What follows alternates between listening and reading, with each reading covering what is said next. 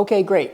We're now ready to move on to part 4 of the instructions. This is the Lego motor to power supply adapter. And that's this piece here.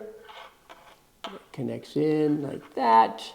And then we're able to connect this motor to the variable power supply. The parts I want to show with this completed adapter that we're going to assemble is we've got over here the 2 wires. You can see the edges, the tips of the 2 wires there. We've got a bottom plate and a top plate, and those are the inside pieces. And then we've got this outer casing. So 5 pieces that we're going to assemble together. I've got them pre-cut and ready over here for us.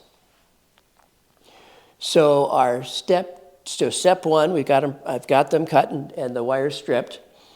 Step 2, let's insert the wires into the holes in the bottom plate. And the purpose of these holes is to help secure the wires so that they don't come loose after repeat use.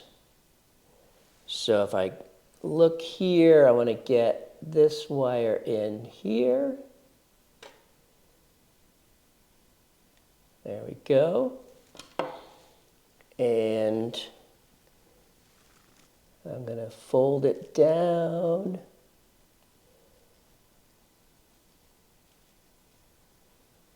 There, fold it under there. And I'll pinch it. That looks good. And let's look underneath. That looks okay.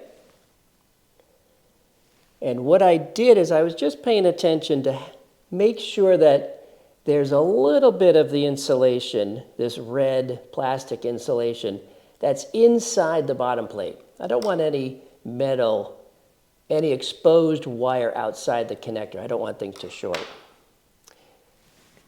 All right, we'll put in the black wire here.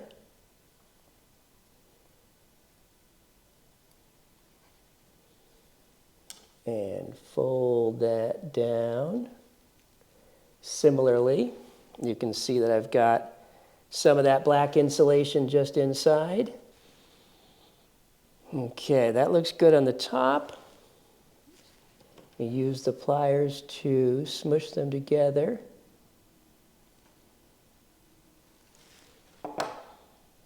Okay, they look parallel, they're spaced out correctly. They fit inside the grooves in that bottom plate.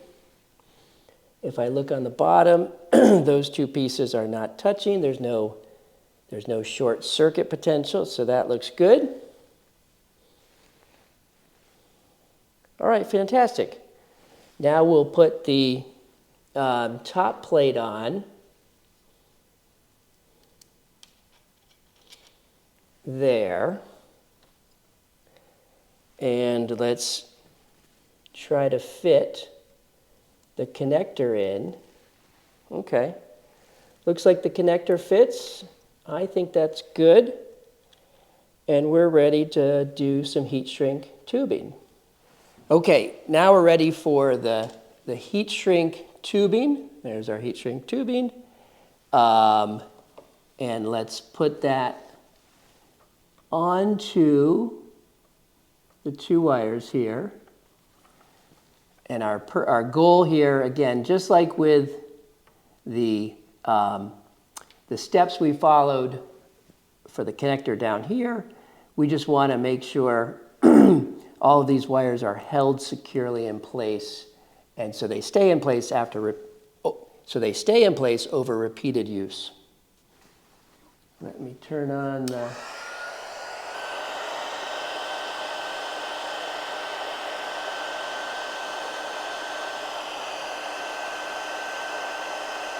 seems adequate. Okay, so put the top part back on.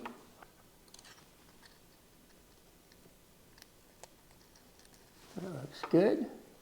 Now for our final step, we'll feed the wires through the back hole.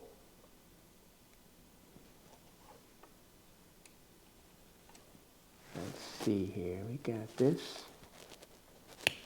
There we go. So push that completely in. All right. So we've got the connector here. I just need to now strip these wires.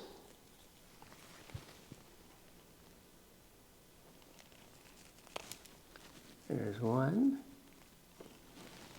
And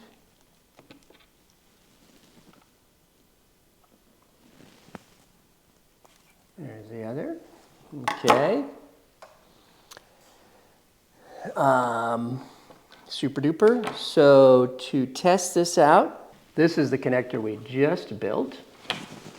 And I decided to have the red be our positive. Electrons can't see color, so it doesn't matter to them. But with the instructions I gave you, the red wire was on the left side and the black wire on the right side in the connector. And if we call those positive and negative for the screw gate connector here, then the motor moves counterclockwise, or sorry, that the tank moves counterclockwise. The motor itself will move clockwise. All right, let's give it a try. So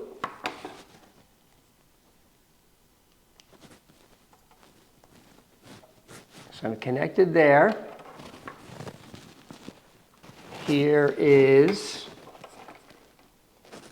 power supply.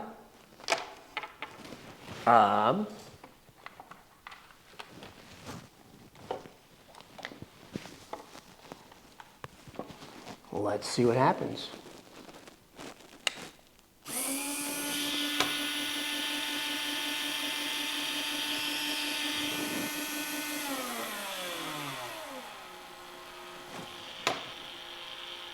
Okay. Fantastic. So our next step is now to bring everything together to turn the turntable.